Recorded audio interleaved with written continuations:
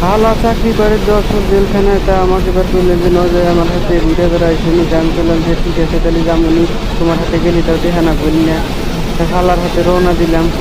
টাকা শাহজাবাদ থেকে গাড়িতে উঠলাম, গাড়িতে উঠে ড্রাইভার নিলাম। কারণ খালা করলো যে গাড়িতে যাইব ওই পদ্মা সেতু দিয়ে। খালাক করলাম যে তাহলে পদ্মা সেতু আসার আগে আমাকে ডাক দিও, আমার তো যান বাঁচে না, গাড়ি তুললি খালি বমি করতে করতে মরে যাই। তো গাড়িতে গেছে শিখাইতে যাচ্ছি, কিছু দূর আসার পরেই খালাই করলে যে ভাই এই যে মাও আইসি আর তুলে পরে পদ্মা সেতু করাইবো। তখন ওইটা মোবাইলটা দিয়ে ভিডিও করা নিলাম। এদেরই তো বমি করতে করতে যান শেষ।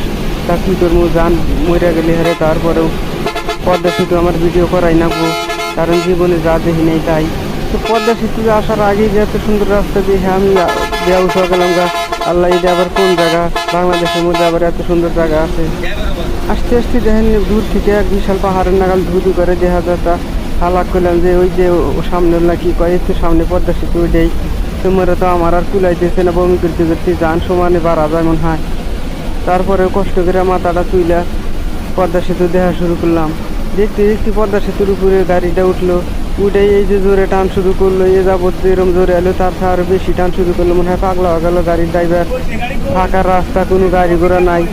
জায়গা থেকে একটা করে গাড়ি এসে যে বড় রাস্তায় গাড়িটা কোনো সময় ঘুরাই করা যাবো না। রাস্তা দেখে আমার মোরা বমি টমি বন্ধ হয়ে গেল গা। আল্লাহ, এটা আবার কোন জগতে এলাম? এই এত বড় রাস্তা, এই রাস্তার উপর দিয়ে আবার আরো রাস্তা বানাইছে, তার উপর দিয়েও গাড়ি গেতেছে। চারিদিকে ধু করে কিচ্ছু দেখা যায় না, খালি রাস্তা আর রাস্তা, নদী আর পানি। তখন মনে করলাম যে এখানে যখন রাস্তা আসছিল না, তখন মনে হয় এপারকার ওপারকার মাসে যাওয়া আসা কত কষ্ট আসছিল। এই নদী পাড়ি দিতে না জানি কত সময় গেল নি, আর এখন কত অল্প সময় এই নদী পাড়ি দেয়।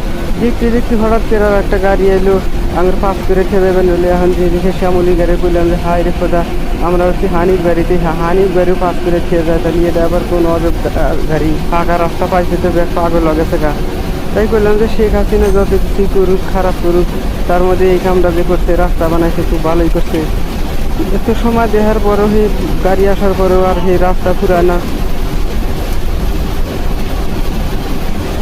তারপর দেখতে দেখতে রাস্তা শেষ হইলো, তো দেখে খুব ভালোই ঠেকলো।